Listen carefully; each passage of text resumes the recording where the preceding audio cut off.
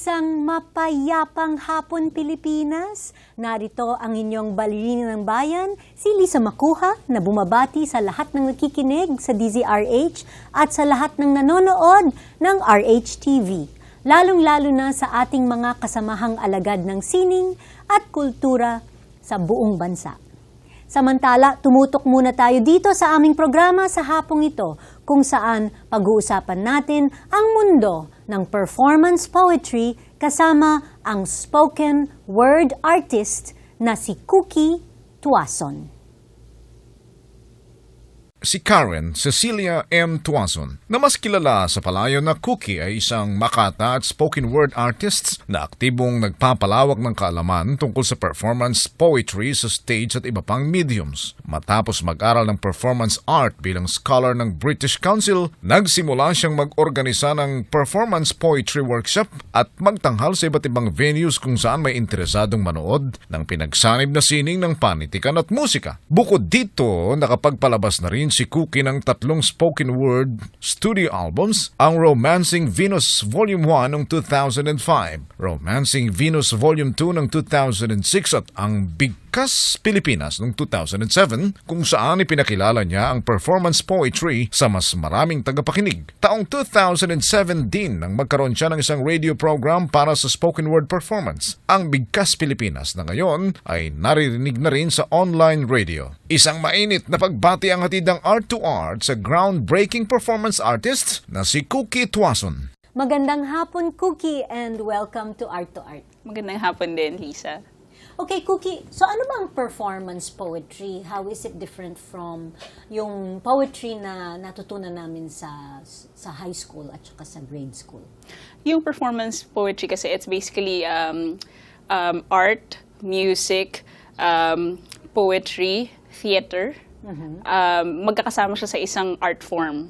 It's like a play na may parang ang script ay ang poem? Hindi, para siyang monologue. Ah, okay. Para siyang monologue. Yes. Tapos pero iba-iba kasing merong siya. Effects.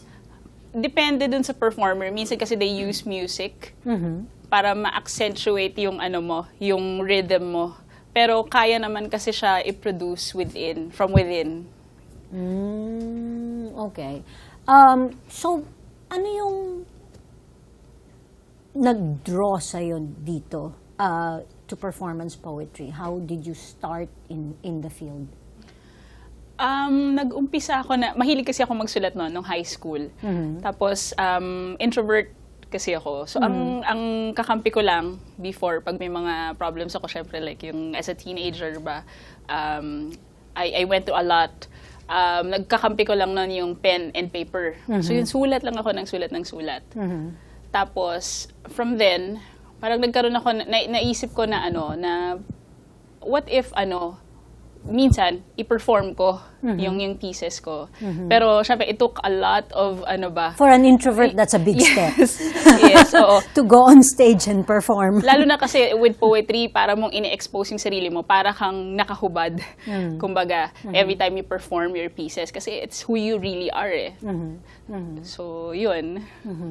Okay, so, nagkaroon ka ba ng parang formal education sa or training as a writer and a poet? Nag-creative writing ka ba sa college? Nag-attend ako sa British Council ng performance poetry workshops.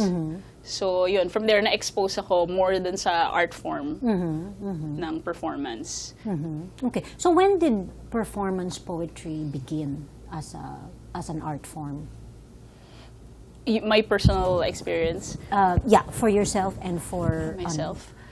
As an art form in general. As an art form in general. Hindi ako familiar kasi kung ano yung exact year, pero alam ko ng time nila Allen Ginsberg, nag-start na yung movement na yan eh. Tapos, eventually, nahanap ko rin yun sa sarili ko na kaya ko rin pala siyang gawin. Okay. Pero nag-push sa akin yun nga, a lot of heartbreak, gano'n, kasi I write a lot about, I love poems. Tapos parang sabi ko, sige, yun na, ilalabas ko na yung Kasi alam ko makakatulong siya eventually sa mga tao na nai-in love. Tapos kailangan nila ng boses hindi nila ma-express. So parang ako yung magiging voice box nila. Okay. So sa performance poetry, yung sinabi mo kanina, merong music, merong theater, Yes. merong effects, no? Aside from the spoken word, right? Okay.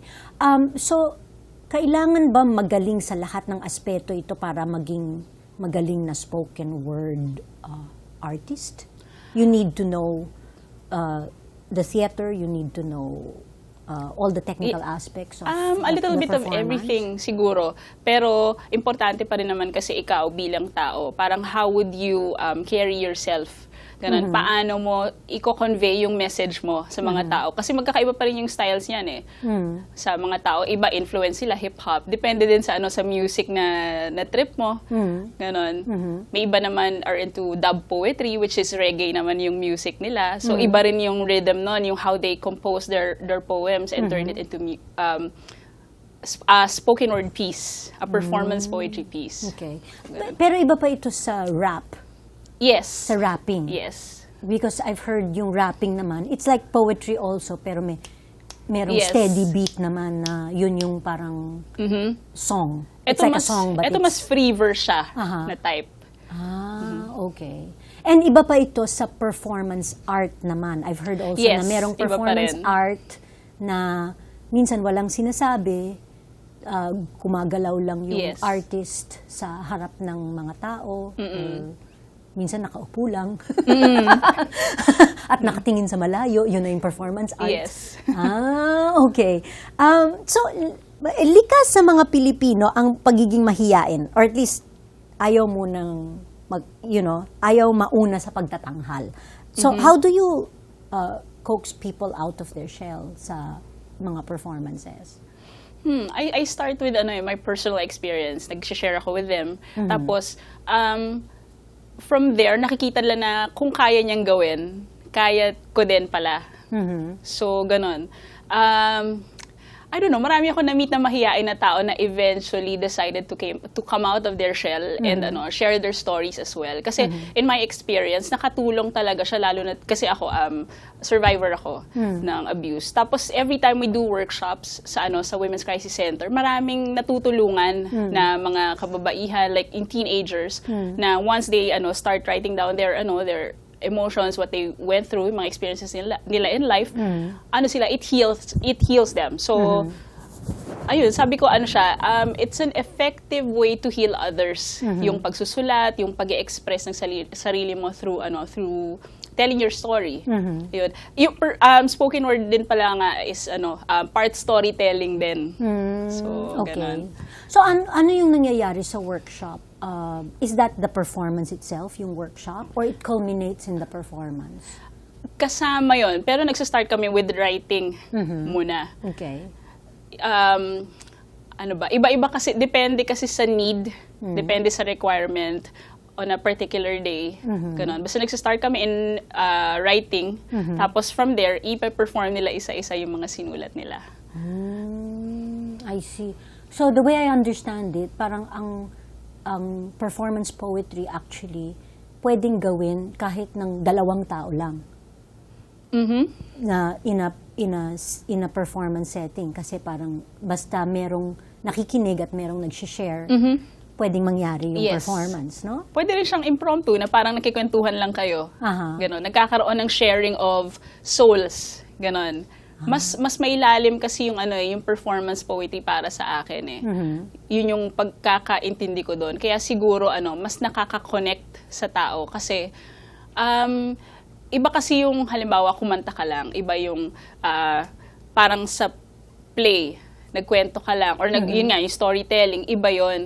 In performance poetry kasi you hit the souls of people. So ayun, iba yung message na kino-convey niya para sa akin. Okay, so since 2005, Yes. nag-produce ka ng 3 album Yes. of the spoken word. Ang isa ay nandito sa harap ko, it's called Romancing Romancing Venus. And then there was Romancing Venus 2. Mhm. At meron ding Bigkas Pilipinas. Okay. So, can you tell us about all of these projects? And ano yung pinaka-importanting aral na natutunan mo in your experiences making these CDs? Okay. Yung Romancing Venus, nag-start yan kasi heartbroken ako noon. Parang sabi ko, grabe, depressed ako every night. Sabi ko, yung pain na dinadaanan ko, feeling ko I had to write everything down. So, sinulat ko siya. Tapos, kinausap ko yung friends ko, parang, what if gumawa ako ng album na about love, gano'n. Kasi dami naman natin ay experience, diba, sa love. So, parang gano'n. Gumawa ako ng album, tapos, I invited my friends to collaborate with me. Yun nga, yung mga iba-ibang celebrities nandyan sa first album. Tapos yun, sinuportahan nila yung project ko. Tapos yung beneficiary niyan is the Women's Crisis Center. Meron din ako dyan isang track. It's called Red Riding Hood. Yun yung experience ko naman nung na-abuse ako. So, okay. Ayun. May mga parts na mabigat, may mga tracks na mabigat, may mga tracks din na na ma-enjoy mo lang, ma-experience yung love all over again. I see. Tapos yung second album, yun, it's a sequel, Romancing Venus 2. And then Bigkas Pilipinas naman, it's about Philippine culture. Meron akong Bigkas Pilipinas Volume 2. It's out na in Toronto. It's funded by the Arts Council of Canada. Tapos darating na din siya dito sa Pilipinas. Hopefully, early next year, mailabas na rin namin dito. Okay. So yung performance poetry mo, nadadala mo sa mga teatro din? Not yet? Not yet. Okay. Sa mga embassies, ganun. Once in a while, na-i-invite ako to perform in different embassies. Tapos, sa mga bars din, sa power books, ganun, mga bookshops. Okay. So, I'm sure magastos itong maggumawa ng ganitong CD. Paano ka nakakakuha ng funding for your projects? Yung una talagang baby project ko talaga siya, as in yung ipon ko, lahat nilabas ko in order for me to fund that project. Tapos yung pangalawa, na lang, kung saan nanggaling yung pondo na kinita, yung koonti na yon, pinagkasya ko para ma-produce ko yung pangalawa. So, hindi ka nag-a-apply for grants? Hindi ko pa na-experience kasi medyo nakakakaba yata kasi alam ko pila rin pag mag-a-apply ka ng mga grant. Pero in your experience, ang performance poetry ba ay commercially viable? Niche market siya, pero nagiging commercial siya in the sense na nagkakaroon din ng specific following. Like for example, noong nagkaroon ako ng radio program sa Jam, it caters to the high school and college students. Pero may mga listeners din ako na parents, na gano'n. May mga listeners din ako na depressed sa buhay, na nagkakaroon sila ng panibagong hope pag napapakinggan nila yung radio program. Kasi yung program ko nun, feature ko rin yung poetry nila Sylvia Plath, mga recorded stuff ba, pati yung mga poems in the States, like yung from the old stuff to the new materials, yung sila Saul Williams, at marami pang ibang poets. So parang nakaka-identify sila dun sa mga stories na iba-ibang tao na i-air ko, na nag-share ng poems. And I'm sure as an audiophile, marami ding pwedeng mag-download. Yes. Using the internet. Okay, marami pa po tayong pag-uusapan kasama ang spoken word artist na si Kooky Tuazon. Dito pa rin sa Art2art, magbabalik po kami pagkatapos ng ilang paalala. Programang hatid ay sining at kulturang para sa lahat. Magbabalik ang Art2art. Schedule ng mga inaabangang konsyerto, update sa mga magagandang panoorin sa mga tanghalan at teatro. Narito na ang Art2art Calendar. Narito ang ating Arts Calendar sa musika. Magtatanghal ang kilalang Hong Kong-based cellist na si Ray Wang ng isang masterclass para sa mga cellist sa December 11 mula alas 2 hanggang alas 5 ng hapon sa Silangan Hall ng Cultural Center of the Philippines. Siya rin ay tampok na soloista ng Philippine Philharmonic Orchestra para sa 4th season concert nito sa December 13 sa CCP na matatagpuan sa Ross Boulevard, Pasay City. Para sa karagdagang detalye, tumawag sa CCP Artist Training Division at 832-1125 o kaya mag-email sa ccp.artist.training@gmail.com. Sa sining biswal, inihahandog ng Korean Cultural Center sa pakikipagtulungan ng tourism organization ang isang photo exhibit na nagpapakita sa Korea bilang Winter Wonderland, pinamagatang Remembrance of the Bygone Days. Ito'y magbubukas sa December 10 alas 5 ng hapon at makikita hanggang January 31, 2014. Samantala, itatampok naman ng center ang mga photo entries mula sa Korea Winter Photo Contest mula January 27 hanggang 31. Ang Korea Cultural Center ay matatagpuan sa second level Mancor Corporate Building, 32nd Street, Bonifacio, Global City, Taguig. Para sa karagdagang detalye, tumawag sa 555-1711 o mag-email sa events@koreanculture.ph. Sa disenyo, kasalukuyang itinatanghal ang isang espesyal na preview ng bagong linya ng mga bags at fashion accessories ng batikang designer na si An Tiokinhoy Pamintuan sa Yuchenko Museum, binansagang Art Wearable 2. Ellison by Ann Chukinhoy Pamintuan. Ito'y makikita hanggang February 2014. Ang mga produkto ni Pamintuan ay gumagamit ng mga natural materials at fabrics na dinagdagan ng copper thread. Ang Yuchenko Museum ay matatagpuan sa RCBC Plaza Tower 1, Ayala Avenue, corner Senator Hill Puyat Avenue, Makati City. Para sa karagdagang detalye, tumawag sa 889-1234 o mag-email sa info@yuchenkomuseum.org. Usapang sining at kultura para sa lahat. Kasama ang balerina ng bayan, si Lisa Macuja. Art2art. Kasama pa rin natin ang spoken word artist at radio show host na si Kooky Tuazon, kasama ang percussionist na si Marty Tenko. Mamaya po ay pauunlakan nila tayo ng isang maigsing performance. Meanwhile, Kooky, magbalik tayo sa nasabi mo kanina na yung Bigkas Pilipinas ay naging isang radio show din. Yes. And it's also available online and it's also a CD. Can you tell us more about Bigkas Pilipinas? Yung Bigkas Pilipinas, nag-start siya na CD project. Tungkol yun sa mga iba-ibang tula ng mga tao, mga Filipinos. Tapos, it's about our culture. Tapos, eventually, naging radio program siya sa Jam, 88.3. Tapos, iba-iba yung mga, nag-i-invite ako ng mga iba-ibang Filipino poets, celebrities, musicians, at kung ano-ano pa, na meron ding, may heart din for poetry. Tapos, nagre-recite sila ng pieces on air. Tapos, during the program, nagpapatugtog din ako ng mga tracks galing abroad para mas ma-expose tayo sa poetry din sa ibang bansa. Okay. And na-mention mo kanina sa commercial gap na nag-appear ka din rin as yourself Yes. in a movie? Yes, sa isang movie. Oo. It's called Rome and Juliet. It won in the New York Film Festival. Tapos yun, nag-perform ako ng one of my pieces. It stars Andrea Del Rosario and Mylene Dizon. And you performed as yourself? Yes. Oh, okay. So ano yung piyesa na pinerform Ang title mo noon, doon? Hold Up. Hold Up. Yes. Okay.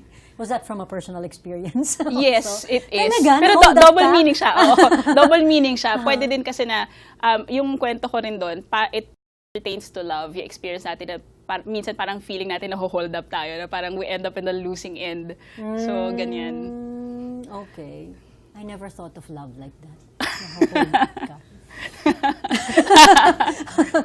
Okay. And then, ang bago mong album is funded by the Arts Council of Canada. Okay. Yung coffee table book, it's called Picket Lines, Dialogues Between Eves, Among Eves, and For Eves. It's a collaboration work. I invited 5 different photographers, tapos makeup artists, tapos meron kaming 100 women na sinulatan namin ng poems yung mga bodies nila. Oh, Yes. okay. We have Love Anyover, Gloria Diaz, Miriam Kiambao. Meron din kaming breast cancer survivor. Doon kami nagsulat doon sa niya kung saan Kung saan nagmastectomy. yung Yes. operation. Doon nakalagay yung tula niya. Tapos meron din kami from Bomb Squad. So iba-ibang klaseng powerful na mga kababaihan yung naging part ng book na yan.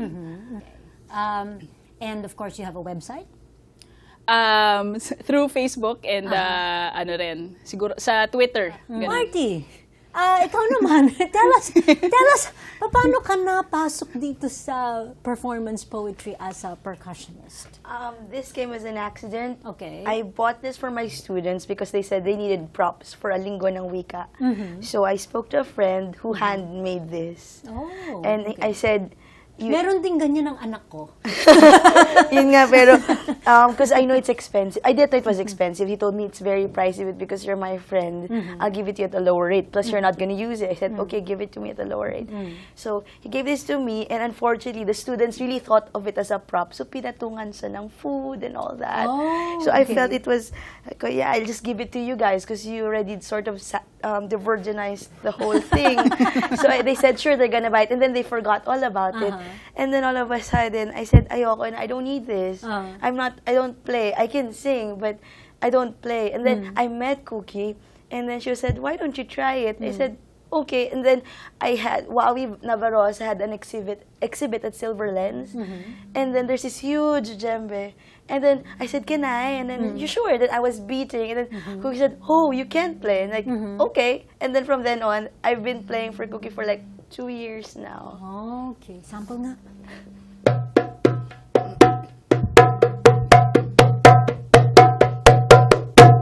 Wow. Okay. Very simple beats. Sana ganyan din tumugtog yung anak ko sa kanyang drum. So, okay. So, ngayon, actually, meron akong kodigo dito. Pero, paunlakan tayong lahat ng sample of performance poetry ni Kooky Tuazon and with Marty Denko on the, ano bang tawag dyan? Djembe, The djembe. or the African Okay. drum. So what are you reading for us today? I'm gonna perform Shapeshifter. Okay. Shapeshifter. What Yes. is, Why? yeah. Yung tao na nakaka-change Yes. ng shape. Yes. Right? Okay. Parang science fiction. Okay. Science fiction mo. Performance poetry. Okay. We're listening.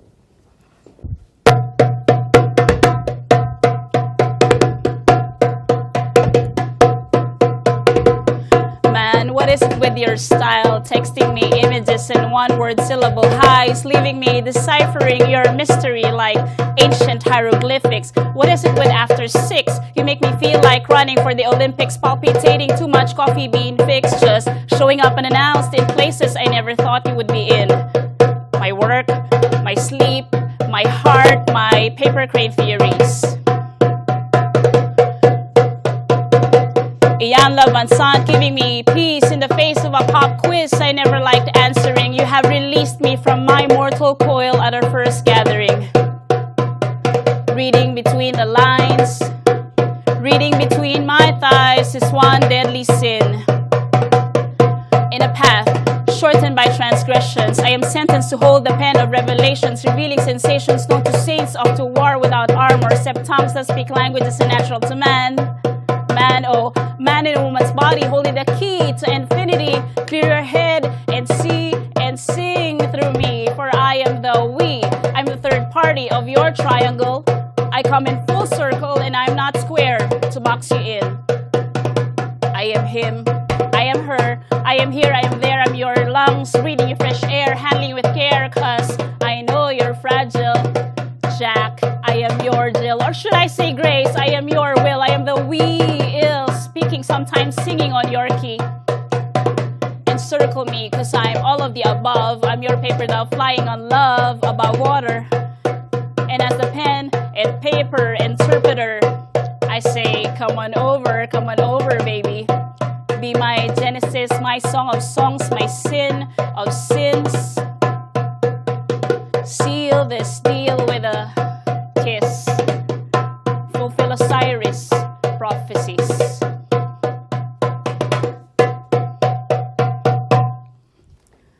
Wow. I'm speechless. Ang powerful nga pala, no? Pag kino-combine na yan, yung Yes. beat and the spoken word, it can become really powerful. Yes. Parang na-imagine ko kung may lighting effects pa and may chanting or... Tapos may sumasayaw. Tapos may nagsasayaw pa. Pwede na talagang, performance poetry siya talaga. Wow! Napagod ako dun. Okay, what was your inspiration dun sa Shapeshifter? Paano na yun? Tungkol din kasi siya sa love. So, yun. I'm a loving person. Okay. So, yun. Every time may mga namimita ko, tapos na-i-inspire ako to write, so sinusulat ko yun. Okay. So, merong part dun sa poem na you were referring to yourself as a triangle, or part of the triangle? Yes. Ano yung triangle na yun? Marami siyang interpretation kasi, yung triangle. Pwedeng nakikisali ka, kasi triangle nga siya. Pero, ayun, sila na lang ang mag-interpret. Okay. Okay. Isa pa? Isa pa. Pwede? Sige. Isa pa? Okay.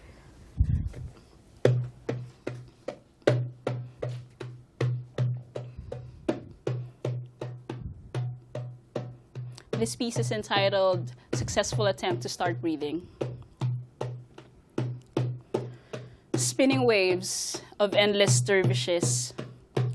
The wind willed her to go on a quest for modern-day Montagues and Capulets to fill the infinite black hole growing malignant every second in her walled space. She laced her speech with praise upon discovering lost civilizations in the human race. Unfazed, engaged in a bell-jar existence of free thinking, sanctified by clenched fists, pouring stigmata from wrists, cradling beastly suffering.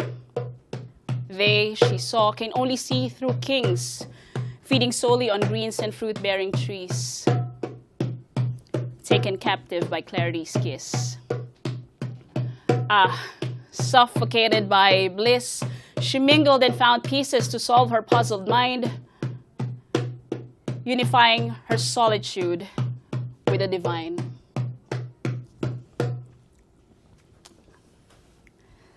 Ano naman yun? Tungkol siya sa isang tao na may quest. Aha. Okay. Yun. And ba't na siya na entitled na the Successful attempt to start breathing? Marami kasing mga external factors na nagko-cause sa atin para hindi makahinga. So this person, naghahanap siya nung ano niya, parang yung sa journey niya, marami siyang mga hinahanap, gano'n. Inisip niya, mahahanap ko ba ito sa pag-ibig? Mahahanap ko ba ito sa, alam mo yun, kung saan bagay siya naghanap. Okay. And then at one point, nahanap niya na yung sa solitude. Sa Romeo and Juliet, sa Montagues and Capulets. Yes. Sa warring families. Yes. Yun nga, dahil marami tayong mga na-encounter along the way na nagiging chaotic tuloy tayo within. Pero once nahanap mo na yun, na yung value ng solitude, from there kasi nag-uumpisa yung lahat. Na parang eventually, nahahanap mo yung sarili mo, nahahanap mo yung kabuuan ng sarili mo. So minsan, hindi natin kinakailangan na hanapin sa ibang tao para maging buo lang tayo. Sabi nga nila na kailangan ma-discover mo muna yung sarili mo. Yes. Before ma-share mo yung sarili mo Yes. with another person. Okay. I think it's your turn now. My turn? Teka, okay, sige. Nakakainis ka naman kasi memorize mo yung spoken word mo. Ako, babasahin ko ito. But, okay, my spoken word is called Transit. Can you tell me about this poem that I'm about to read? How did you write it? A little bit of the history of transit. History of transit. Na-inspire ako dahil sa isang tao. Tapos sumulat ako ng isang love poem. And yan na yun. So this is a love poem? Yes. Okay. Parang puro love tayo. Nakaka-intoxicate kasi yan. Yung, dapat ano na yan? sa February tayo, para love month, ano? Valentine's Okay, sige. I will now read transit. Transit. I am in transit, traveling the earth, heaven, and hell. Of your mind's eye, carrying in my womb your long English lines that walk and run and drive and breathe with me, words in your garden, your forbidden tree. See, I am fascinated, picking and biting your unsaid poetry that manifests itself in social interaction. I can't get no satisfaction, wanting more of you every single day. In my hand is a ticket, enough for a trip to go all the way to blissful eternity. Forget everything else but my memory that resides in the smoke that surrounds you. The window of your eyes has given me full view. It doesn't matter that my lungs are weak. I can only let my heart lead. Wow! Napagod ako dun. Para, okay. Kayo nang bahala mga kaibigan mag-interpret ng aking binasang poem ni Kooky. Pero, I can only let my heart lead. Maraming salamat, Kooky and Mercy. Thank you so much for being our guest here in Art2art. Thank you, Lisa. And Thank of you. course, lahat ng iyong future projects. And we wish you all the best sa inyong performance poetry. May you have more performances and may you be able to share and open up your other audiences so that they may also open up and be able to share from within them. And, Thank you. and boy, maraming salamat talaga. Hanggang sa susunod na linggo, samahan ninyo kami ulit dito sa Art2art kung saan ang usapang sining at kultura ay para sa lahat. Ito po ang inyong balerina ng bayan, Lisa Macuja, nagpupugay sa artistang Pilipino.